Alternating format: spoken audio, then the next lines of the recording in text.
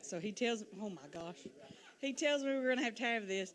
Vicki told me just to start it, so welcome to our second community meeting. We're glad you're all here. The presentation, the order of presentation is going to be like our first one. I've got some slides with information, and then at the end we'll have a question and answer session. And to keep it flowing, I'll just ask that you hold your questions till the end. If you do not want to ask a question, there are cards in the back. You can write your question down, and either we can ask it tonight or it for me, and I will get back to you with the answers if I don't answer them tonight. So before we start, I think everybody in here knows me. I don't see any. I want to welcome our school board members. Kirk Scobie couldn't be here tonight, but the rest of them are. And tonight we have Scott Beardsley from First Security Beardsley. They're our financial advisors. And we have Mr. Jordan Ligon and Leanne, oh my gosh, I started Crawford. Leanne Showalter from Crawford Construction. And so we'll wait just a few more minutes and I'll get my presentation going. I did remember my glasses today, so maybe I can actually read my notes tonight.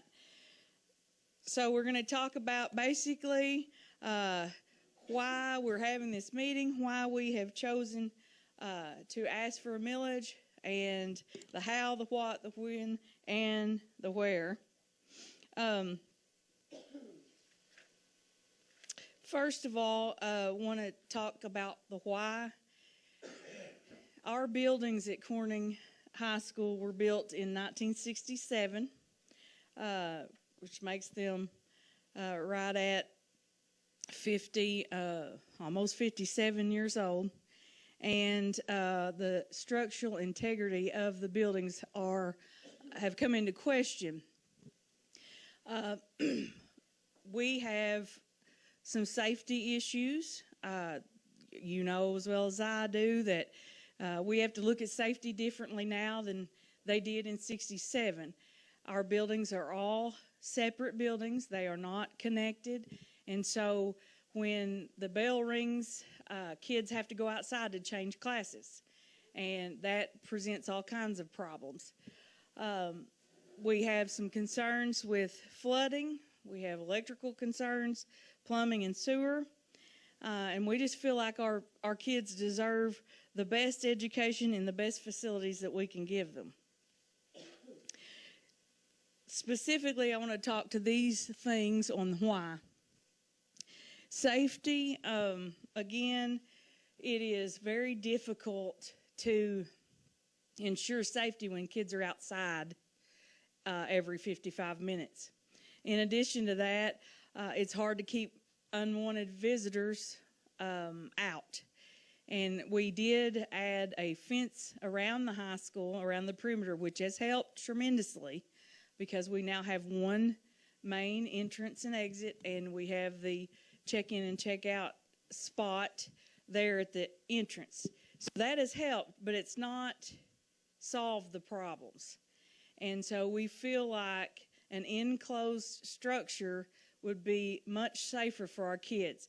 And as you leave tonight and on my presentation, you'll see the first rough draft, so to speak, mock-ups, and you can see that everything is enclosed in one structure. The next thing is the flooding. We've had, over the years, tremendous amounts of flooding in the hallways. What they tell me is this building, this campus was a swamp originally, and they filled it in and built on it. And what's happened, in my unprofessional opinion, is it's sinking. But each time it rains, a little bit more water, and I'm not talking about leaky roofs, I'm talking about water seeps in between the foundation and the walls. I'll show you pictures in just a minute. We spent $100,000 over the past few years just trying to fix the leaks in the auditorium. And that's not counting the 3 to 5 classrooms in one of the halls and the 5 to 7 classrooms in the other hall, that every time it rains, we have to mop up water in the classrooms. Not sure there's much of a fix for that. We've had engineers and all kinds of professionals come and look at the campus and give us ideas on how to solve that flooding. They are all prices anywhere from $300,000 to about $500,000 just to fix the courtyard area. So, that's become a pretty big problem. Then we have electrical issues. This was in 67. In 67, they had chalkboards and textbooks and paper and pencils and not even air conditioning. But now everything is online, and you know that because you all have kids or grandkids or friends with kids who go to school, and we are one-to-one Chromebooks, which means every student in our district has a Chromebook. We test with Chromebooks. Teachers have current technology. We have desktops, we have laptops, we have smartboard projectors. You name it, we've got technology. The problem is our school wasn't built for technology. Most of our classrooms have 1 or 2 outlets in the room. That's it. Well, if you have a classroom of 20 kids, you can't adequately charge Chromebooks during the class time if you're using the Chromebooks and the teachers using the instruments that they need. So that's become an issue as well. Not to mention, 2 weeks ago, right before the first meeting, I was told that the electrical panel, if that's the right word, Chad, I think it was, on the senior high wing is shot. It's going to have some work done on it, and we don't know what yet, but when we said, can you give us a ballpark what I'm looking at, and he said expensive. I don't even know what that means yet. I said, is it a fire hazard? He said, not yet. So we're looking at that. We're going to try to get that because we got to have that. It's just not made for current educational needs. Plumbing and sewer seems to be one of our biggest issues right now. I joke that we're one flush away from disaster most days. Just to give you an idea, we spent $8,200 to Roto-Rooter last year, $76,000 to other plumbers for restroom repairs and fixtures. That's not including remodeling. If you've been on our campus, the high school, middle school, and gym bathrooms were remodeled. That's what I'm telling. That price is not considering. That's not including that remodel. But pretty much every time it rains, we've got a plumbing issue. Those prices don't include the many times that the city of Corning comes and helps us with our sewer issues, and they don't charge us. And then we have our own guys that do a lot of repair. So, I don't have a price tag for that because they saved us a bunch. We also spent $181,000 last year for asbestos removal. Those old tiles are now gone. We are free from asbestos, I think, in about 98% of the campus. There's a couple spots that we still have left, so we've had to deal with that. We spent $16,000 last year for HVAC parts. We are fortunate to have an HVAC certified maintenance person on staff, so he does all of our labor and installation for us, so that saves us a lot. But just on parts, we spent $16,000. I sent out a request for bids last spring on new HVAC systems for the high school, middle school campus, and the estimate I got was $750,000. One estimate was. The other was in the 600s. And the reason that is, well, you know how high everything is, but anytime you do a project with the school and it's over $75,000, you have to hire an engineer. And then if that price goes above 150, you have to have an architect and an engineer. So that always increases the prices. Plus, if you think about it, you really need professionals when you're doing a lot of work, because it is school and you want your kids safe. You want it done right. So I did not spend that money on the HVAC. We'll patch some more. That's a lot. We also spent $5,800 for painting and sheetrock repair from the leaks that are going up the wall from the foundation seepage, I guess. But I do want to say this, that it was pointed out to me. Everything I'm talking about tonight is a repeat of 2 weeks ago. However, I took the feedback from a lot of people and tried to add and change so you can see it better, change the presentation. But one thing I want to definitely point out, because this was brought, and I don't guess I made this clear, or maybe I didn't say it as I should have. The problems that we have are not from neglect, and they're not from the former administration not doing anything. That's not it at all. What has happened is once you get past 50 years, things start their end of life, and plumbing has to be replaced or repair every day. Electricity has to be, you got to do some you got work. But our facilities are in such a shape, and they're so old, that the state has deemed it more feasible to give us money to replace it rather than to repair it. And I'll speak a little bit about that a little bit later. Then we have some areas that are not ADA compliant, which were grandfathered in because it's an older school. But we do have students who need better facilities and facilities that are easier to get around. I'm going to share with you some pictures. This is our auditorium, and this is about 2 to 3 inches of water standing here.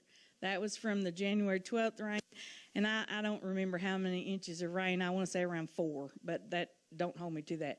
But this is what 4 inches of rain gets us every time it rains.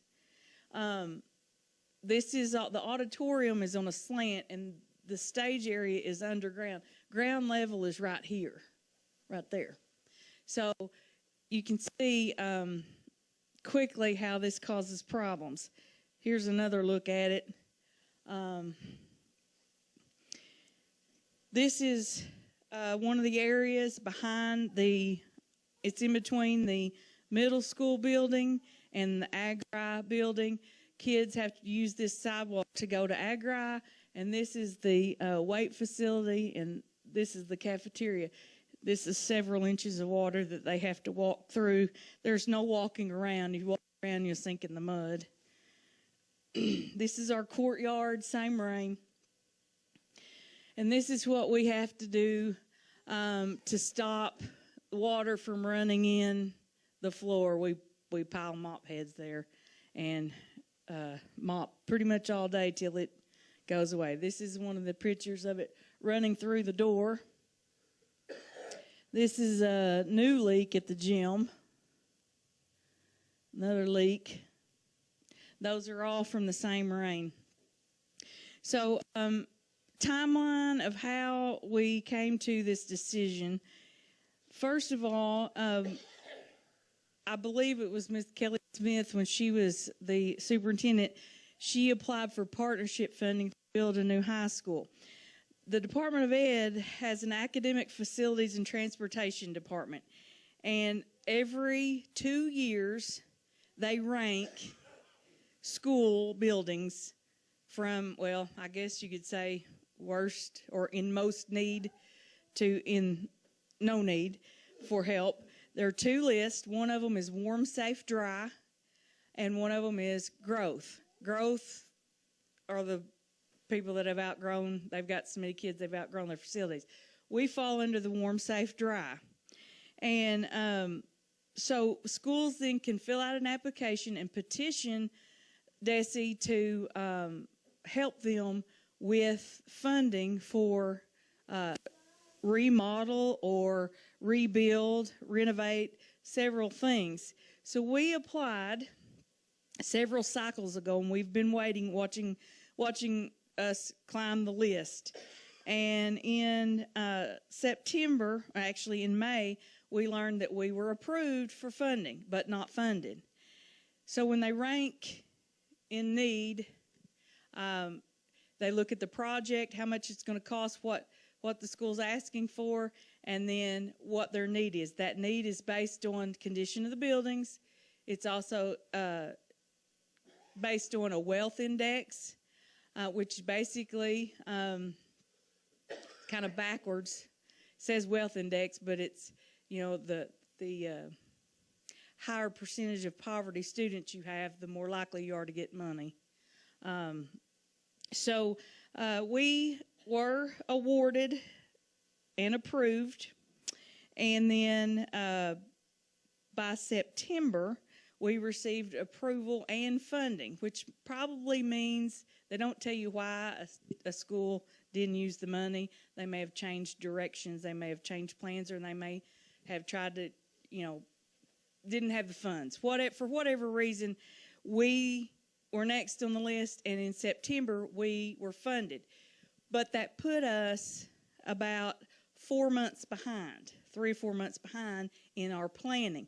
That's why this seems hurried, because we didn't have a lot of time to gather, because our elections are in the spring. And this happens to be a presidential primary year. So where our elections would be normally in May, it's in March this year. So that cuts the deadline for getting everything done even shorter. One of the things I haven't said yet, and I need to go back and add, is there are 982 schools on this list. We ranked in the top 3% for worst school buildings. That's embarrassing to me, but I know that it's not because of anything we've done. It's because of the age of our building. Because if you drive by our facilities, they look pretty good.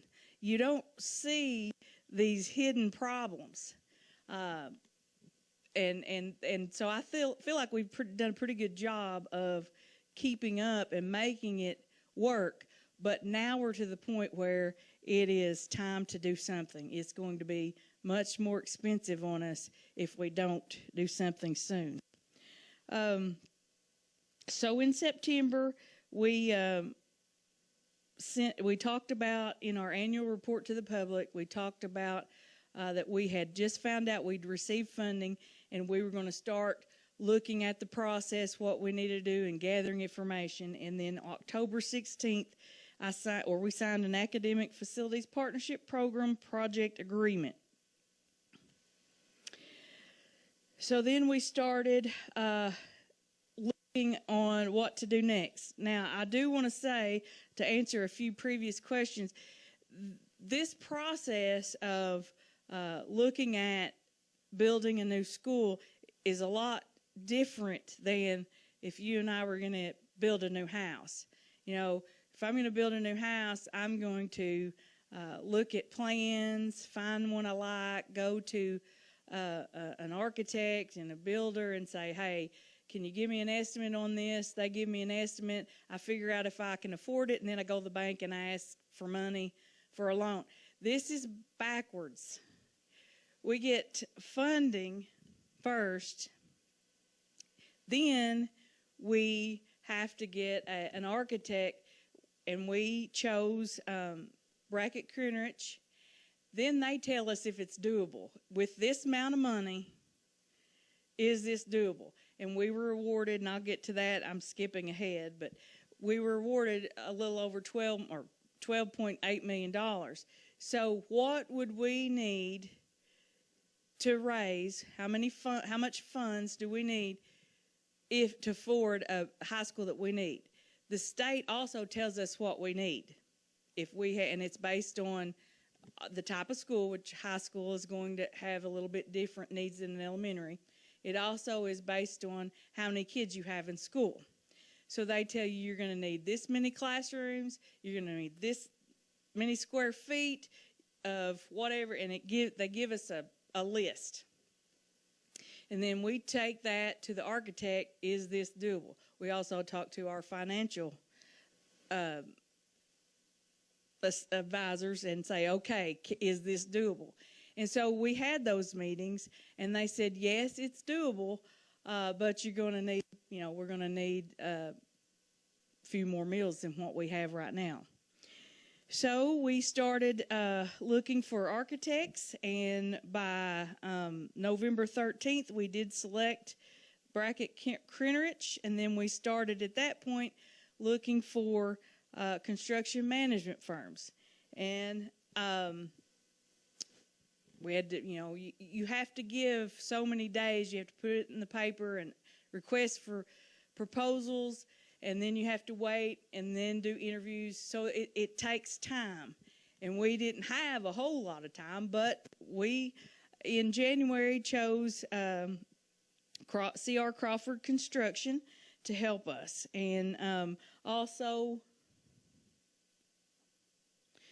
we have, all of this has been put in the Clay County Courier. And I want to say, and she's already left, but Ms. Pamela has been really helpful.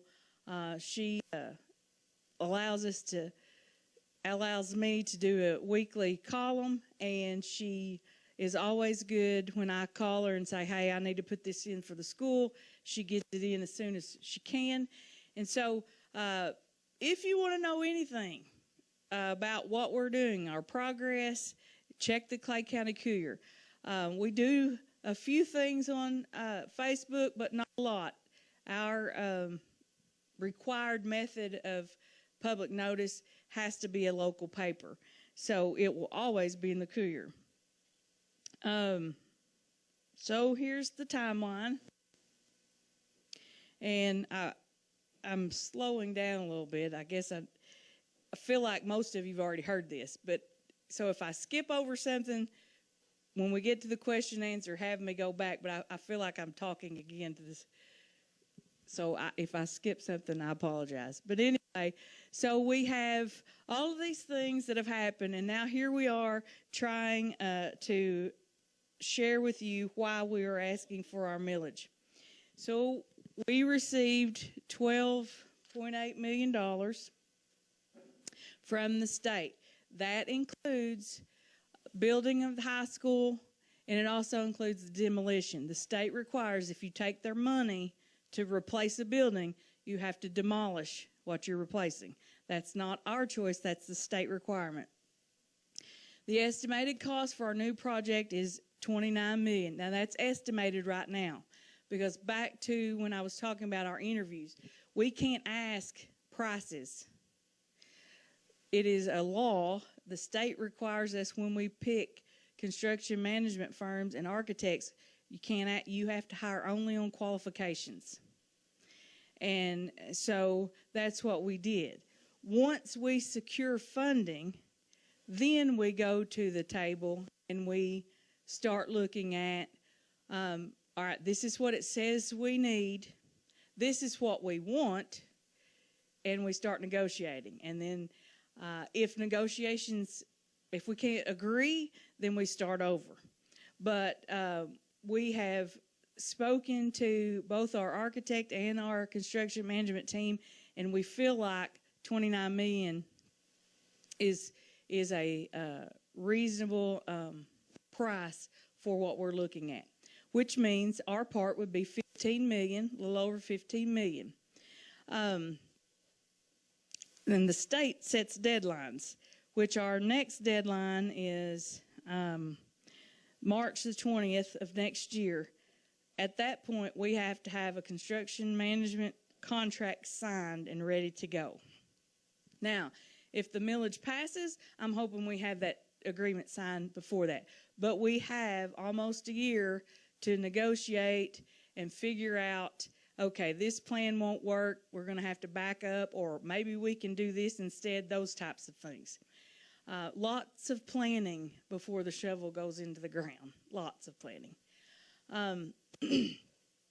So we have talked to our financial advisors, and based on our current millage and what a mill raises in our district, we believe we need 5 debt mills to generate the funds to make the loan payment for our new high school.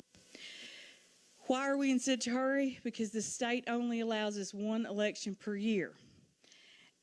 And remember, I said that normally, if it's not a presidential primary year, our spring elections are in May.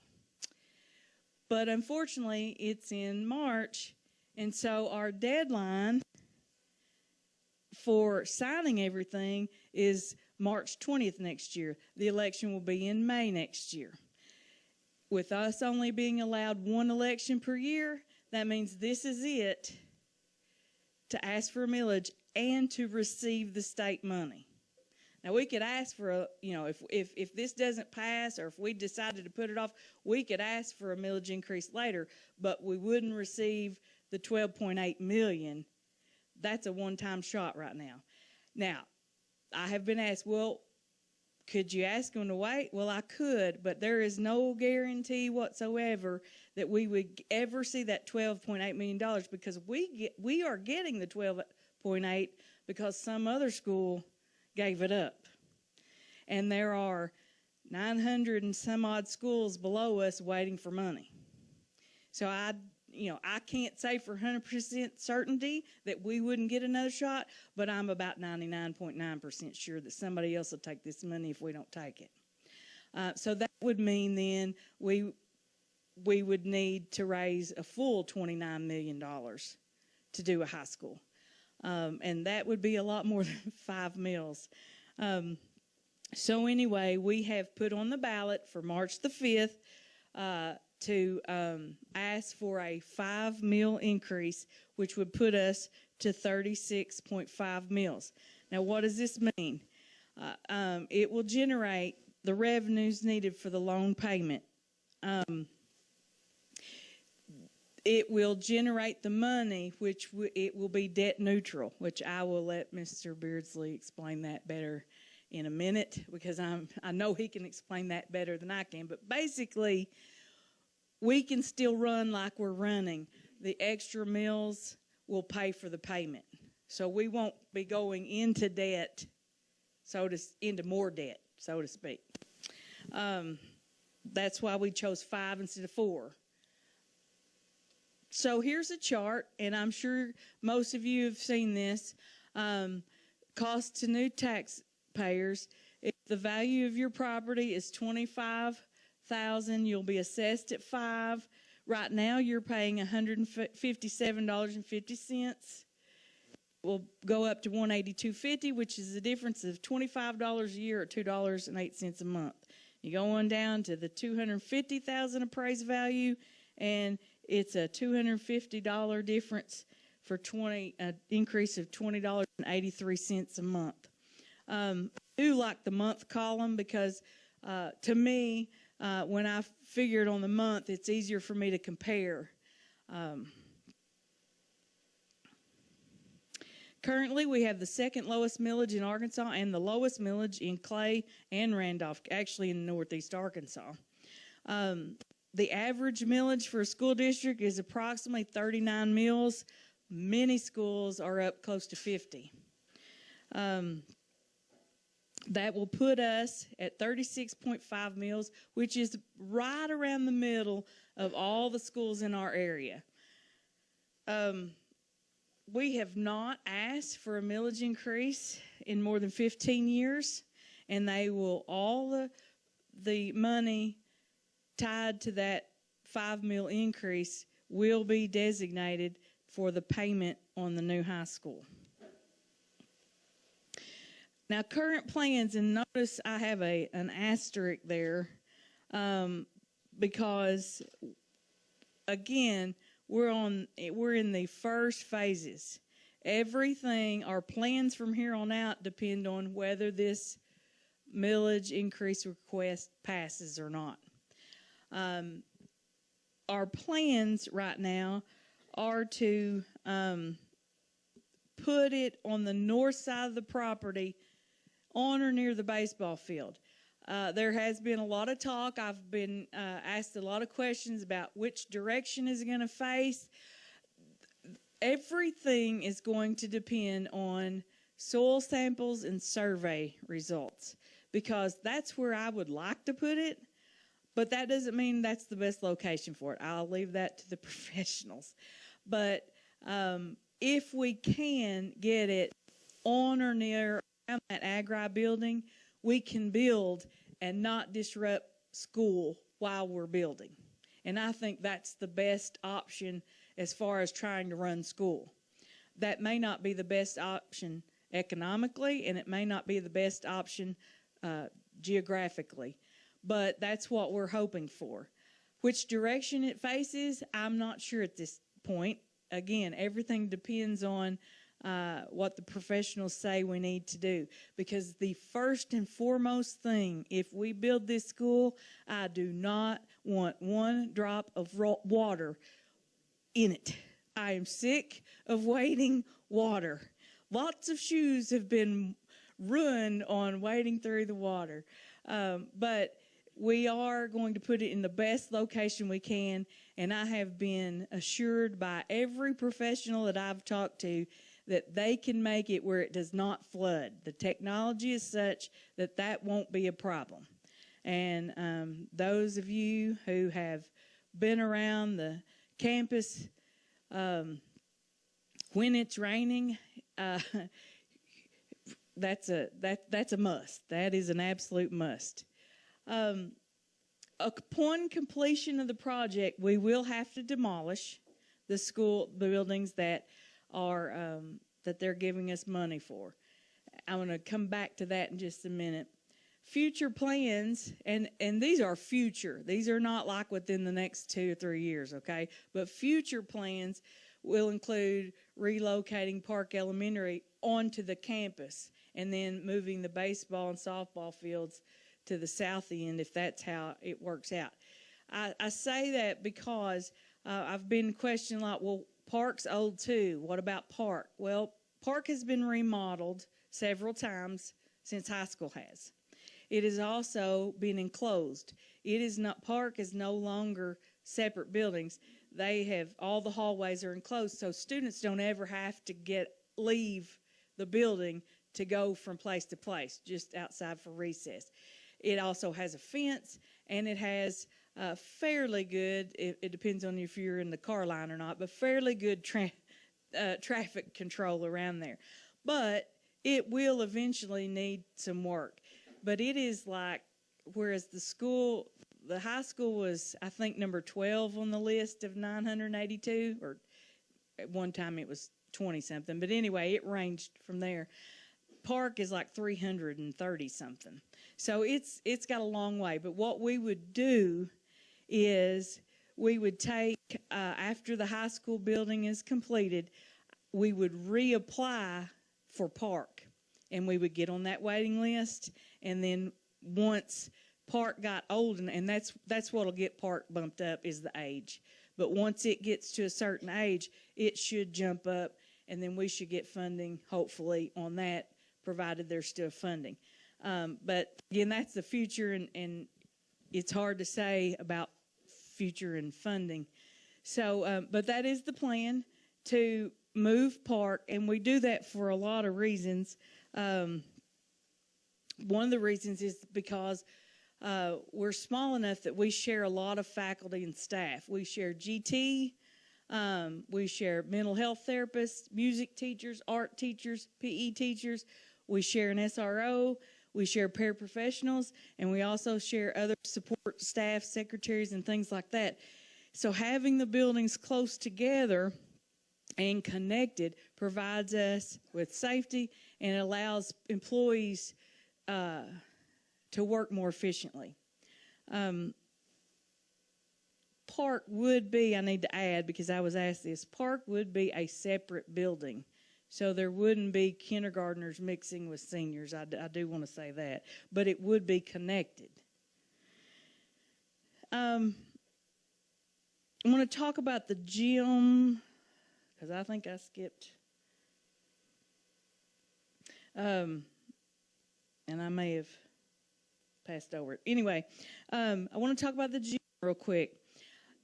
The funding only is given on academic facilities, not athletics. But we do PE classes and some other classes in the gym. And because we do use the gym for some academic space, the state will pay for a portion of the gym, which it's kind of confusing in a way, but it will help. So we're not asking for a millage just for a brand new gym. We are asking for the academic space, and they will pay for part of that. Now, the bleachers, the concession stand, the lobby, those things we'll have to foot that bill. But the basketball court, the areas that will be used for PE classes, that is included in part of that $12.8 million. In addition, all buildings in the state, if they house more than, I believe it's 50 people, you have to have a safe shelter, tornado safe shelter. That's required by law. The problem is the state doesn't pay for that. So that is part of the $15 million that we think we're going to need. There's other portions of the project that the state doesn't pay for. The art and band building barely missed, but it is in such bad shape. I feel very strongly that it needs to be included in a new building. We remodeled it a few years, and I think that helped it not getting that check mark of you need improvement here. The science wing that was built about 15 years ago, it is not on that list. That's one of the options that we are looking at. If I have my druthers, we include a science wing in the new, and then we're not going to tear down that building because it's good. We're going to reuse it for something else. It might be administrative offices. It may be a professional building. It may be where we house. We just don't know what we're going to do with that yet, but we're not tearing that part down. It's too good of a building. It may be that when we get to talking to the group that we say, you know what, we can't afford, we need to keep this science wing, and somehow we incorporate it into the new building. We don't know that part yet. That's all on the table. But we do know that we're going to do the art and band building, and that will be incorporated in the new for sure. Then everything else on campus is part of the plan the state gave us for demolition and construction. In the gym, we have talked about how to do the safe rooms. We have to provide a safe room big enough for every student and staff member on campus. In talking with the architect, we were looking at how to dual purpose things. And I know one of the big concerns in town is tornado shelters. And so in talking with the architect, one of the things you have to include are bathrooms in a storm shelter. So we are looking at a gymnasium that serves as a storm shelter. It will be under the bleachers. It will have concrete, and the locker, it will serve multi-purpose as locker room and a tornado shelter. My hope is that we are able to utilize that storm shelter when school's not in session, or if we had a ball game or, on a weekend or something, that we can open that up for a community storm shelter because our community also needs one. And so we might conserve dual purposes that way. Regardless of what we do and the plan, if we build anything, we have to have a storm shelter. Like I said, that is all on us. The state doesn't pay for the storm shelter at all. That's why we want to do it dual purpose. But that is something that I feel pretty strongly about, trying to make it and design it where several people can use it.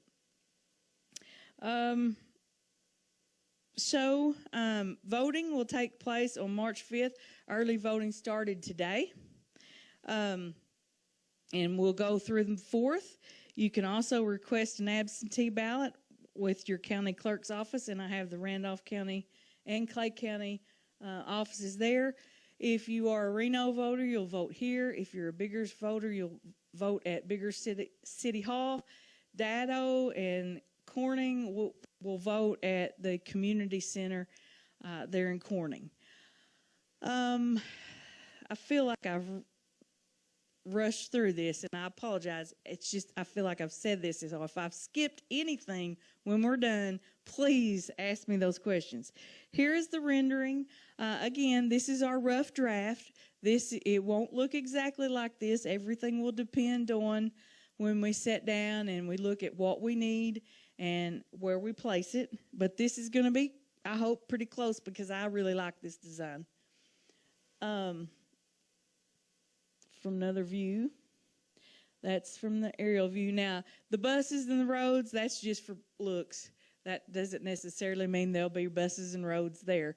But one of the things that I asked the architect to do is I visited a few schools, and a lot of the schools that are building newer now are putting the gym connected to the school. This is where the gym will be.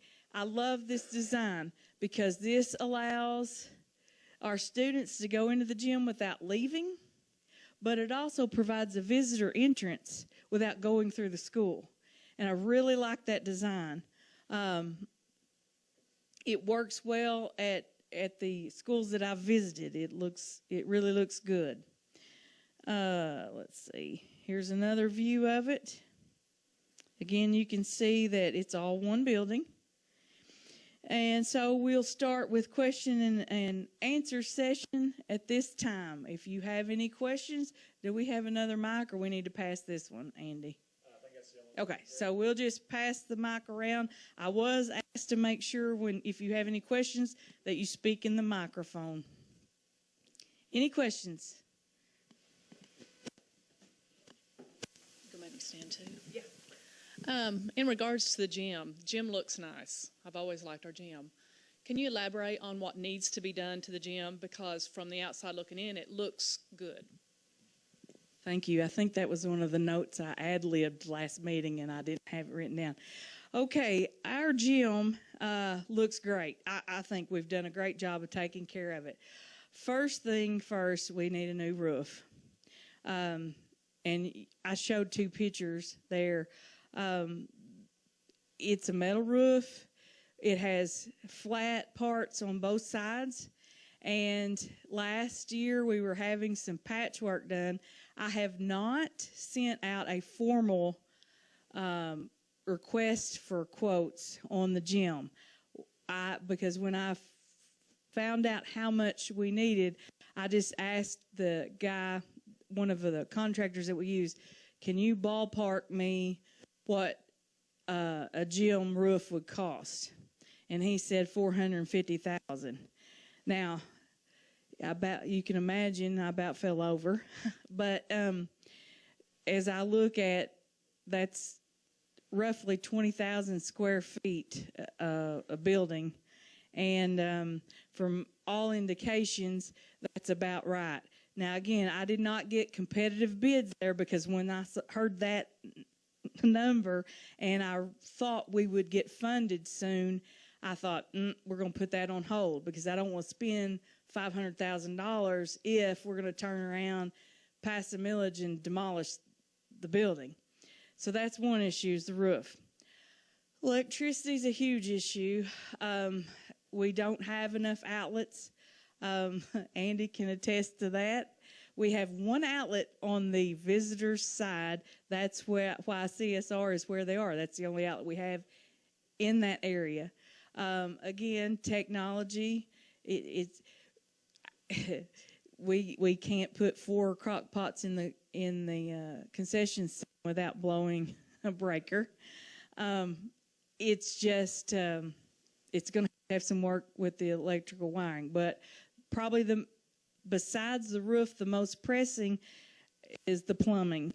The Thursday before we let out for Thanksgiving break, we had 2 leaks. One in the hall in the high school wing, the boys' bathroom, and one in the gym in the boys' locker room. The plumbing is in the cinder block wall. And we mopped on Thursday, and I told Chad, I was like, if we can just get to Friday, we'll mop, and then we'll be out next week, and the plumber can come and fix it, because they were going to have to bust up the concrete to find the leak. They couldn't find it. Fortunately for us, they came that Monday that we were out, shut off the water, and it took them 2 full days to find and fix those leaks. And just by pure luck, the first place they cut into was the leak in the gym. Because I was thinking, we're not going to have what in the world are we going to do? But that's one instance of the problems we have with the plumbing in the gym. It's old. It's worn out. And if we had not been out that week, I would have had to dismiss school for at least 2 days to get that fixed, because we couldn't have the water on. And that's going to be a repeated issue. They found the other leak in a classroom, and were able to fix that as well. That one wasn't quite as bad a leak as the one in the gym. So we've got leaks, plumbing problems, and the foundation is also in the girls' locker room. When it rains, it runs up through the girls' locker room. Chad, is there anything else about the gym?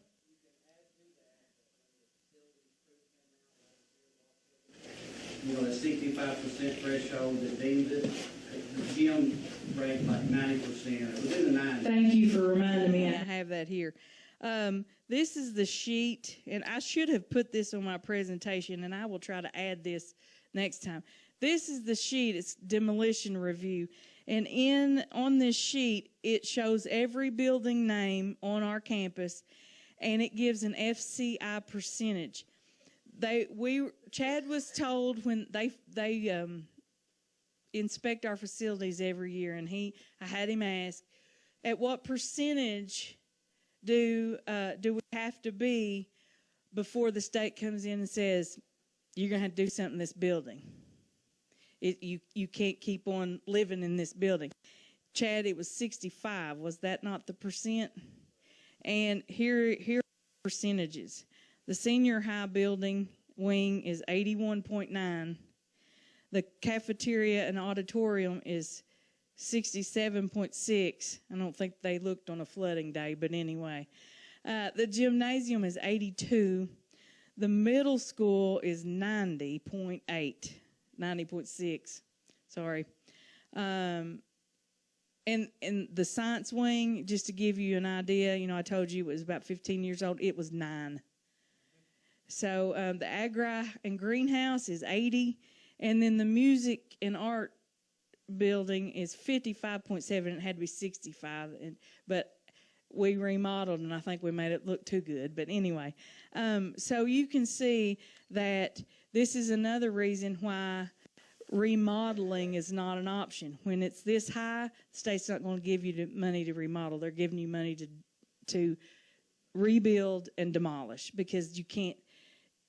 And it kills me, because we could use another. I really don't want to demolish the gym. I really don't.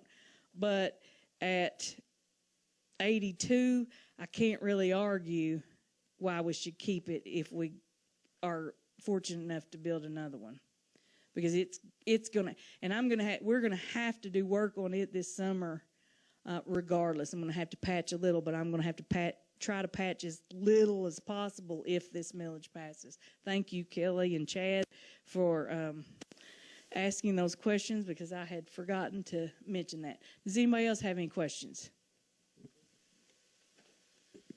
So this current high school we've got have served us for about 60 years. before getting to this point. Can we expect the new building to service about another 60 years, or until I'm 90 years old?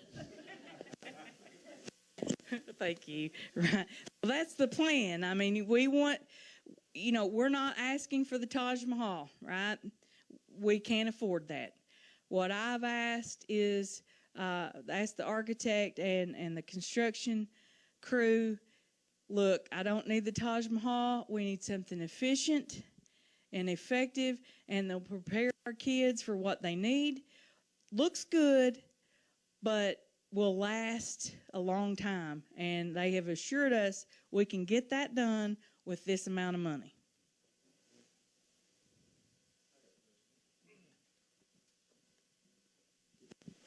So just to be clear, the funding from the state is grant money. Well, it's not, I don't think it's considered grant. It's what they call partnership, and so it's a joint venture. The state does not give you the money. They tell you up front what their estimate is on the project, and each month as the contractor finishes a bill and you submit it, if the state's paying 40% of it, they will reimburse the school district 40% of that month. So they're your partner from start to finish, and they pay their percentage every month until the project is finished. Okay, and the rest of the money is loan, correct? Yes. Okay. Is there any way to do this without loan?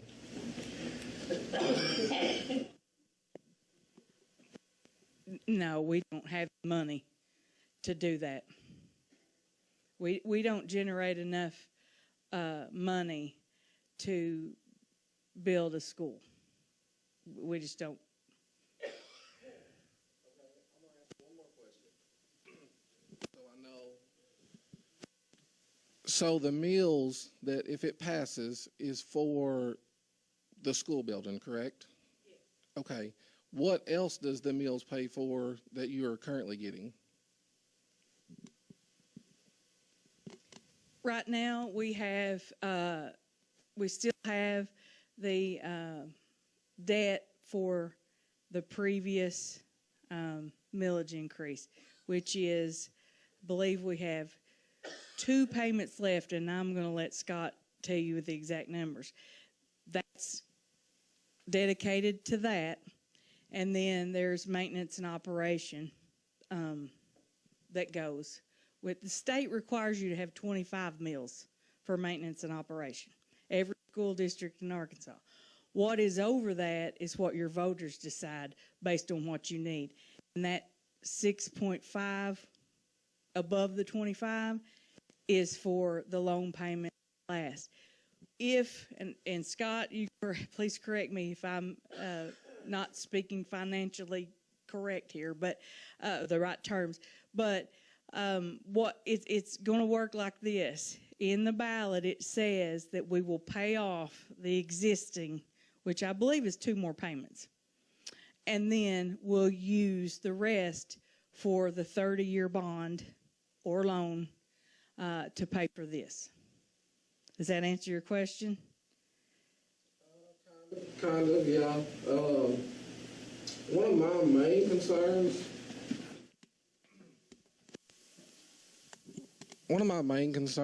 of the millage thing is, and I've talked to several people about this, is the teacher raises, which I've talked to you about it, which I'm all about teachers getting raises. But my question is, this is the way I was told that it would happen, that teacher raises, the state would cover the teacher raises for 2 years. After the 2 years, they may relook at it and redo it again, but they may not.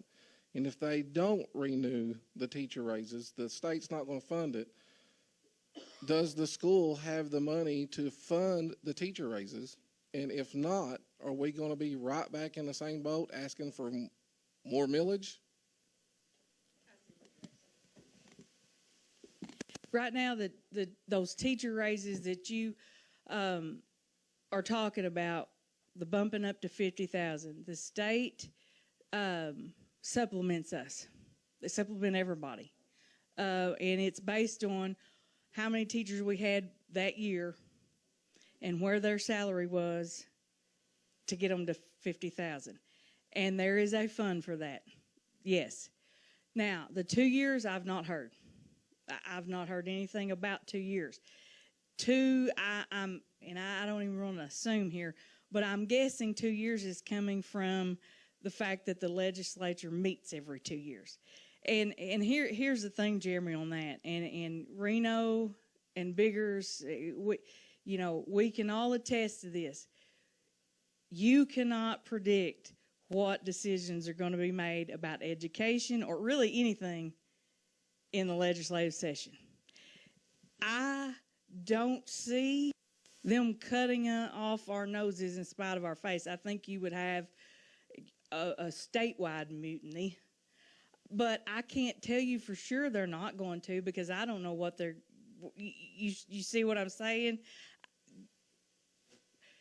They could cancel it tomorrow, I guess. But here's the other thing I know. We are financially sound. We are one of the most efficiently run school districts in the state of Arkansas. And our debt ratio right now is really good.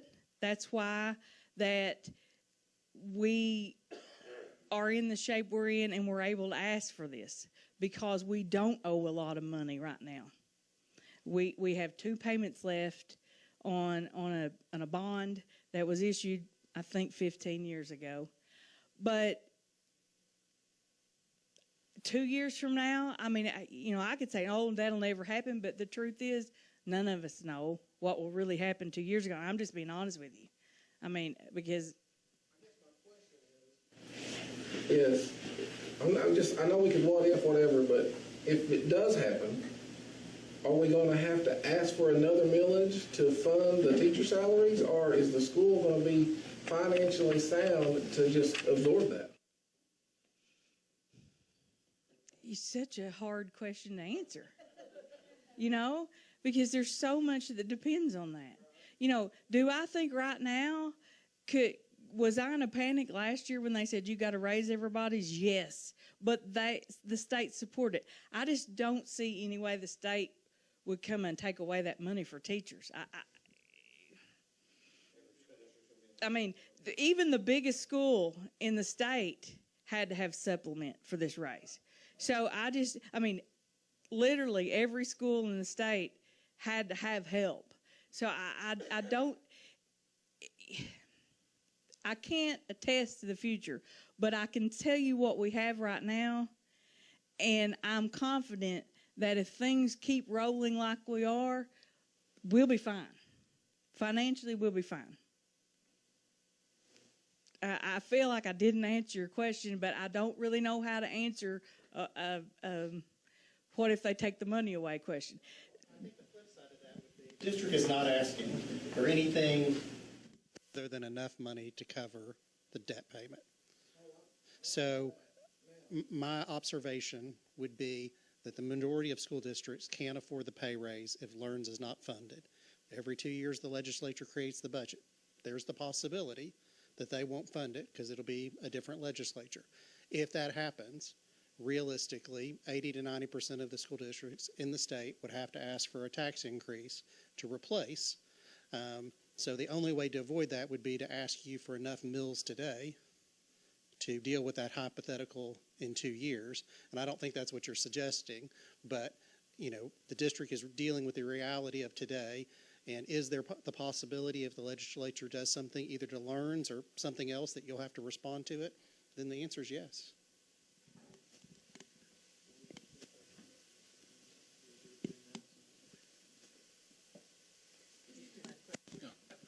How much will this bond raise? How much revenue will it raise? Because you said we needed 15 million, our part. We've got $6 million in a building account, so we only needed $10 million. All right, thank you for that, because that's something I skipped over accidentally. So this is going to raise right around 14 million.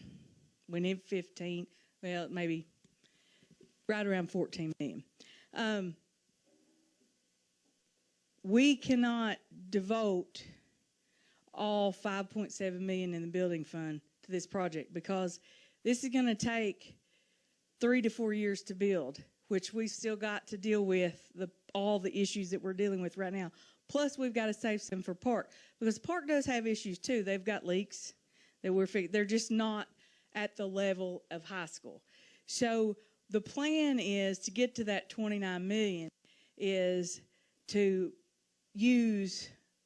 I have put a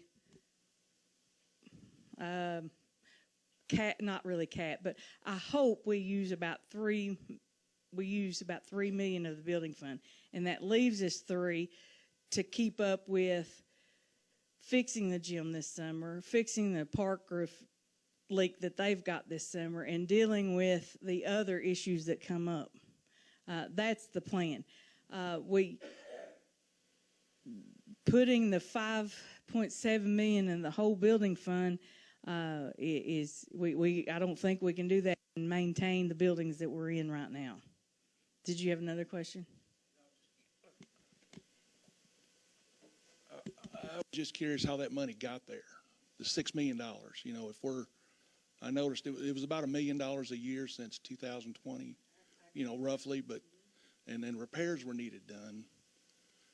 Did we negate the repairs due to we were going to hopefully be able to get this money from the state for a new building? Okay, and that's a good question too, because normally on a normal year, we are fortunate if we can move over about $500,000. And you do that because the building fund is the only, well, I don't want to say only, that's your savings account. That's your rainy day. If something breaks loose, that's your fund to go for. What happened and why we got it to 5.7 is the COVID money. We were able to use, we got an extra in total $2.8 million in COVID money. Actually less than that, but there were 3 different pots that were given to schools. Now those were dedicated funds or restricted funds, so I could only spend them on certain things. So what happened was I used our COVID money to completely replenish our bus fleet. All of our buses are new, and they have air conditioning on them, like the COVID requirements, which saved us roughly $150,000 a year because we had budgeted for the past 7, 8, 9, 10 years. We've budgeted about $100,000 to $120,000 a year for a new bus. Well, that was money we got to save. In addition, we were able to use COVID monies on all our cleaning and sanitizing supplies. So that helped us with our budget with all the cleaning. We were able to purchase new curriculum with the COVID monies for learning loss. That's also several $100,000 a year.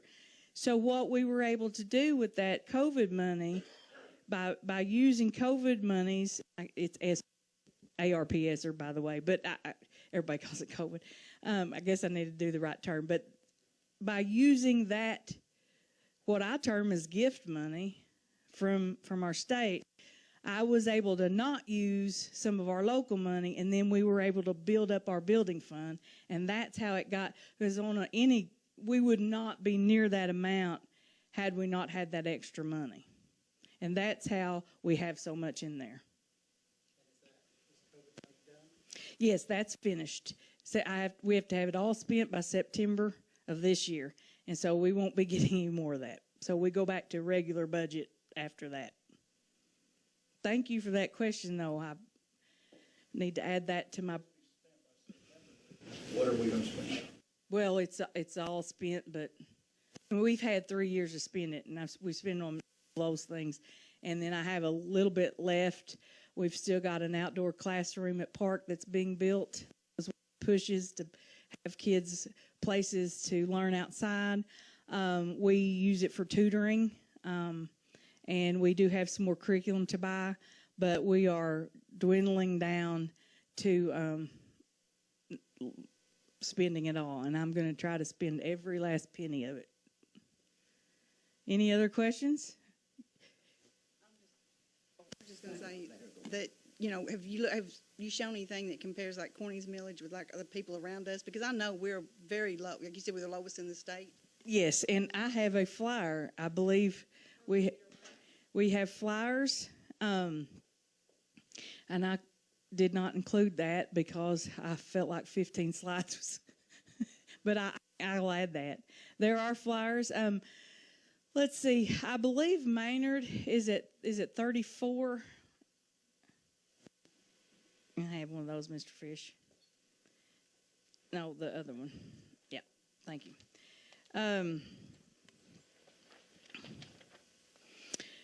Pocahontas is at 32. Maynard, 34.7. Lawrence County, which is Walnut Ridge, 35. Piggott is 35.44.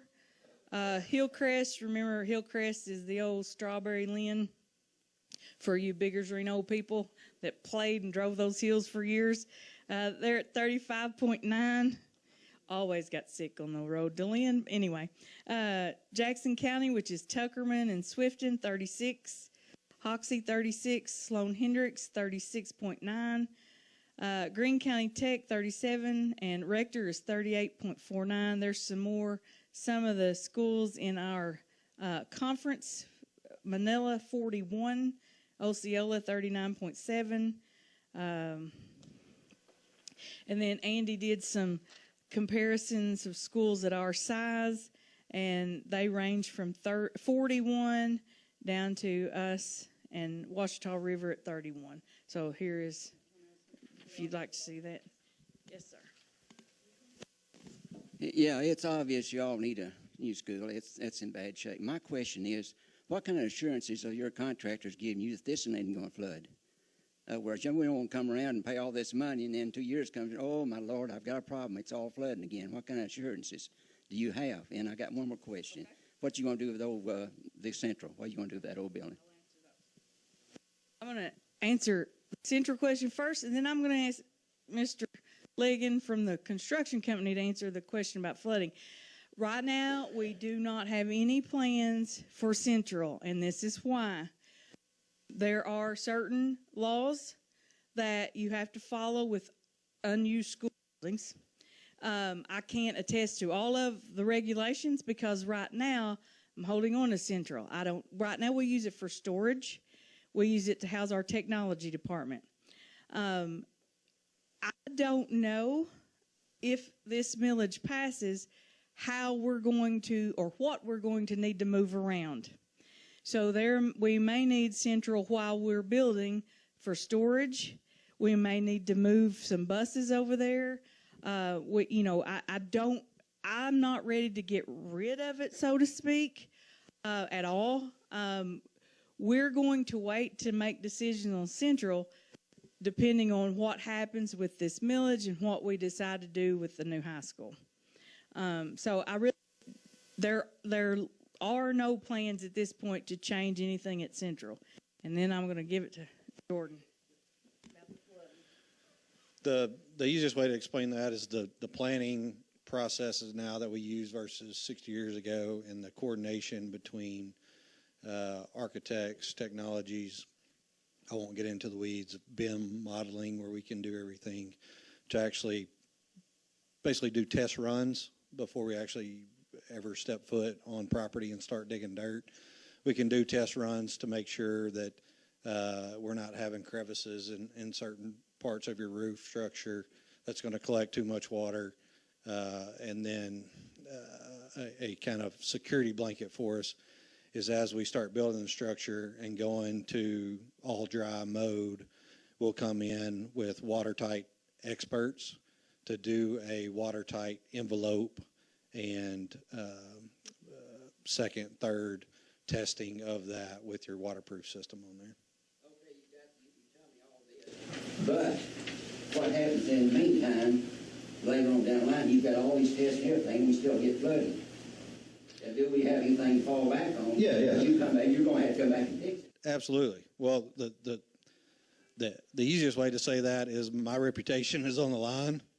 And we've worked in 27 school districts now, and The last thing I can guarantee you I want is Miss Woolard going and talking to the neighbor school district that we're about to go try to build for down there and saying, these guys just built my building and my still getting water issues that I've been trying to get away from.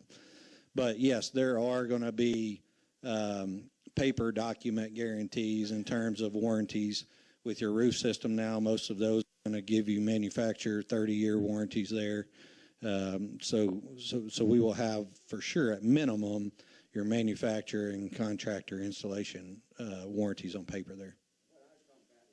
The flooding from the ground, from the civil side of it. I know and everybody else knows that place floods bad. Sure. And, you know, just, you know, that's my concern. You spend $30 million on a building that's going to flood too. You know. Sure. No, we will do that from the civil engineering planning side of it. You know, we haven't got all the initial tests back to see what elevations really are, but the technology there is drastically different from where it was. And Jennifer's done a lot of fixes. Well, you fix a sidewalk over here, well, all it's doing is backing up water over here. So we're going to look at the whole 30-acre campus or whatever it is, and then it goes back upstream, looking at it from a whole city planning standpoint and county planning standpoint, where we're going to have regulations and other engineers basically telling us how far we've got to go back to calculate all the volume of water that'll be catching. Sure, absolutely. I can assure you that is my number one concern too. I don't want to go through all this again. Any other questions?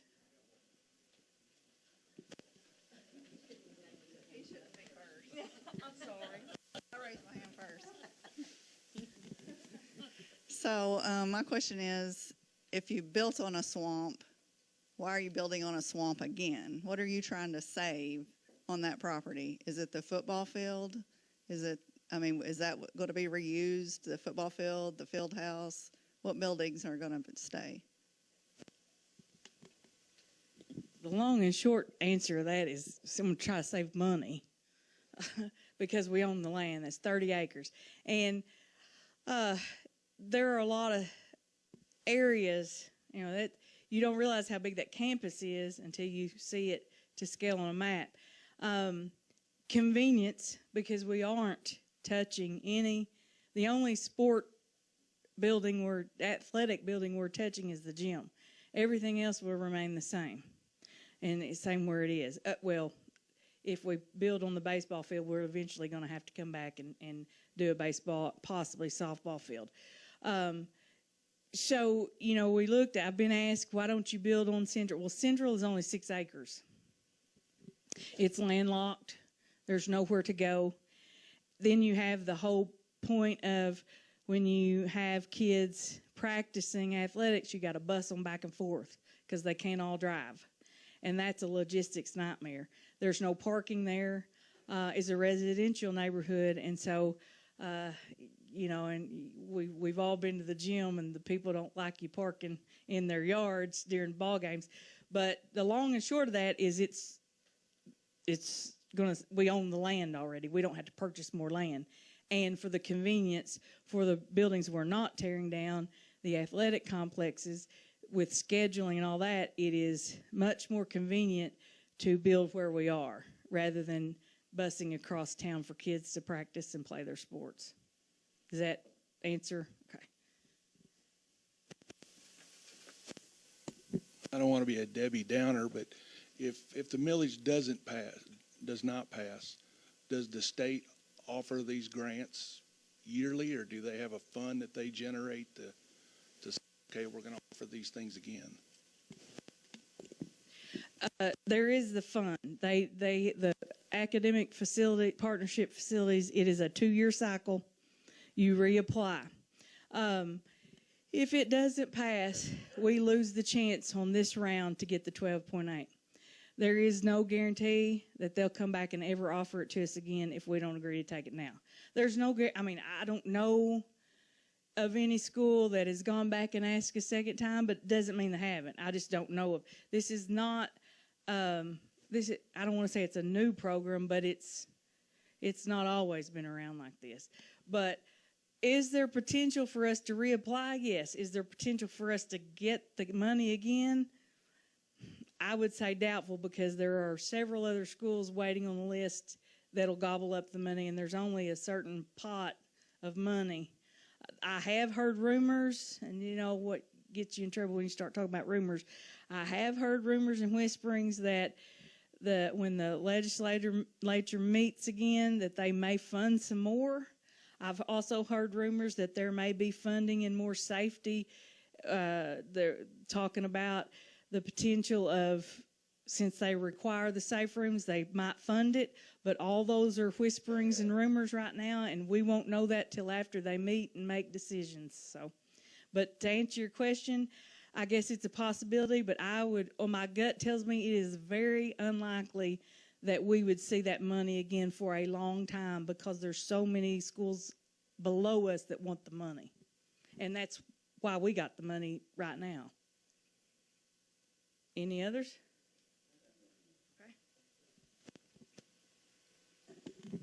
Has the school district talked to the city of Corning about the dwindling population? There's no industry whatsoever. Your school is never going to grow unless we get some industry in this country around here. I've had almost 40 years of experience in the Corning area in manufacturing. And it's not, we all know it's not even a fraction what it used to be. They just don't have it. Have y'all made any kind of talks with the city, or maybe it's what they're doing to get some industry in here to get your school population back up? I remember when it was almost 2,000. You're down to what, less than 900? Right.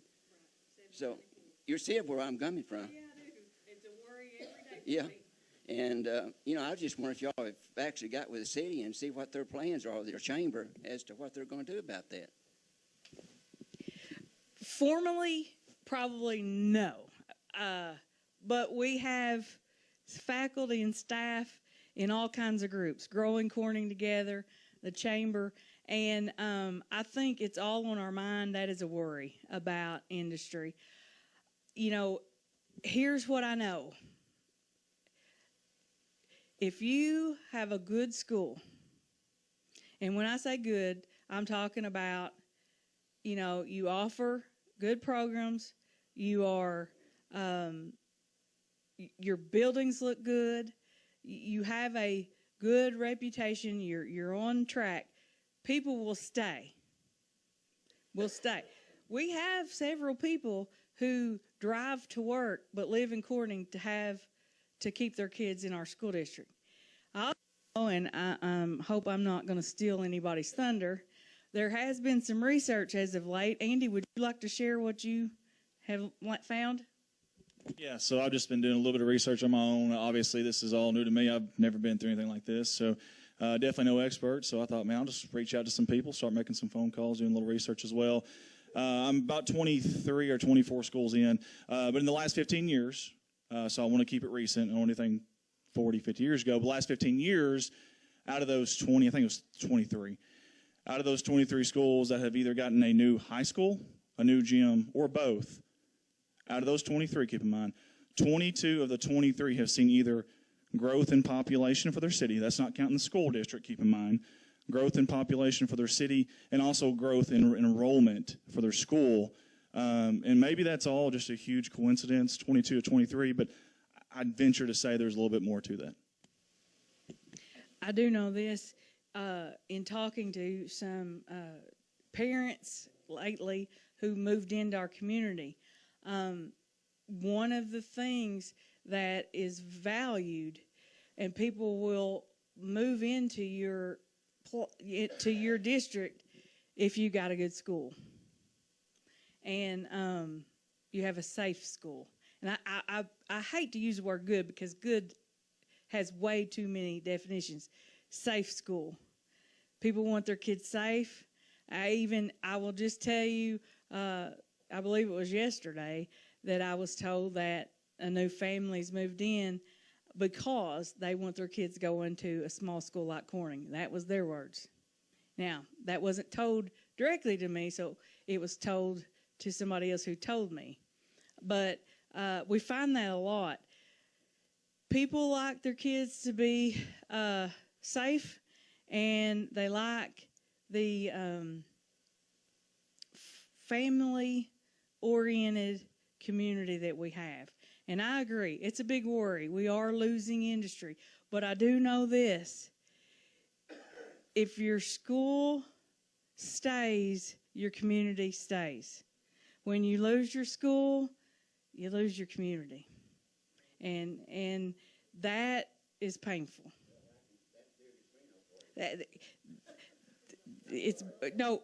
You're preaching to the choir. This is my hometown. This is my hometown. I know, and I don't ever want to wish anyone that pain. And one of the things that I want for Corning is that we continue to educate our kids, we keep them safe, and we keep our town, intact. Because it's a good place. It's a good place to raise a family. I raised mine there, and I really would like to see my granddaughter go to school.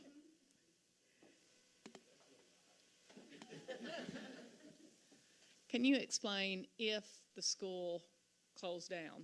God forbid that we have to. But if that happened, then as far as millage, I don't think, there's been a lot of questions. People, I'm not sure that they're aware what would happen then if we had to consolidate with another school. So, Reno and Biggers people probably remember this. When you consolidate with the school, you pick up their millage rate. So, let's say, heaven forbid, something did happen. If Corning's the lowest in the state, you can guarantee wherever we go, our millage will raise. It'll go up. So whatever school takes you in, you pick up their millage rate. So yeah, but and I want to say this. I said this last time. I'm going to say this again. We know the fear of consolidation. Most of us have lived it. Whether you're from Noble or Dado or Biggers or Reno, we've lived it. I don't see or hear right now any talk of consolidation. I think that's just all a fear in the back of our head. Now, I do know this. We can continue to keep things open. I do think it would be more likely for the state to shut down a school right now because of the condition of their buildings rather than the size of their enrollment. Because the biggest, when you talk to legislators about education, one of the most common topics is safety and the condition of buildings.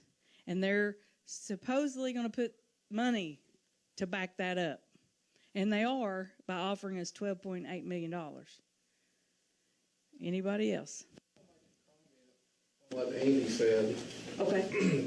On the schools that gain population. I live in Dado. There's 44 homes. Nobody's going to move in there because there's 44 homes. So, with that being said, how many homes are empty in Corning? The only way you're going to get more people in Corning is there's going to have to be a building like Paragould. You're going to have a new subdivision or something like that to get more people to move there. I drive 40 miles to work, have for 20 years, 25 years, whatever. But without jobs, you're not going to get people. Everybody wants to compare Manila to Corning. But I know the people that live in Manila work at Nucor. And they don't want to live in Blytheville, so they live to Manila. They go to Manila. We don't have a Nucor, probably not going to have a Nucor, but I don't think a new school is going to get you more people because you got to have homes for those people. But I'm all for a new school if it's done right, But I think we're wanting something that's not going to be there as far as people without industry. That's what I think anyway. But which comes first? I kind of Well, I don't know. question that too. You need a workforce. Well, there's a lot of complex problems if you're talking about bringing Corning back together, is because even if we got just the biggest factory in the world come into Corning next week and all these people come in and work there would be nowhere for them to live. These things kind of have to work together. The best thing for sure, though, is, no factory is going to come to a town that don't have a school. That's just not going to happen, because then even if they do build buildings for people to live in, they won't have nowhere for the kids to go. So having a brand new school, I feel like makes Corning future proof for maybe another 60 years, and I would really appreciate that.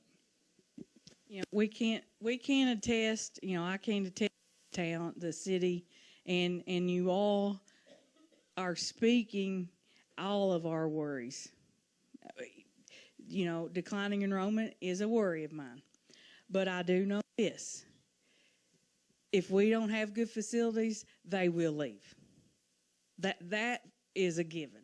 They're not going to stay, and they're not going to drive, because we have a lot of kids that come from other communities. We have school choice, but they'll quit if the facilities are not in tip-top shape.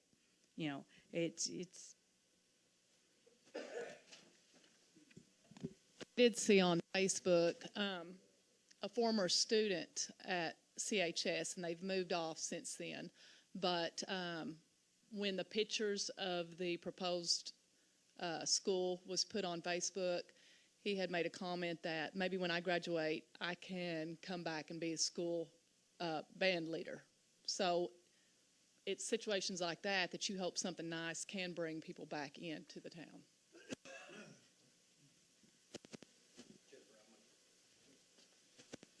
So objectively speaking here, I'm not going to get into the chicken and the egg on industry versus population and stuff there, but I can say from my professional career, real estate development prior to now being on the construction side of things, we built a Pico plant here in Pocahontas down the road, work a lot with Tyson Foods, large Fortune 500 type companies. I can tell you, in those rooms behind the closed doors, when it's C-suite people talking, figuring out where they are going to go, school district is definitely going to be school facilities. School, I would probably guess, is one of y'all's largest employers here in town, is definitely going to be in their top three factors there whenever it comes to figuring out where they're going to locate a business.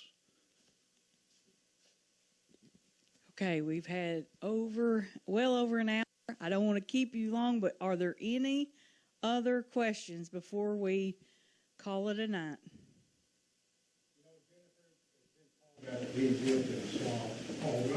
Yes. Give me a okay,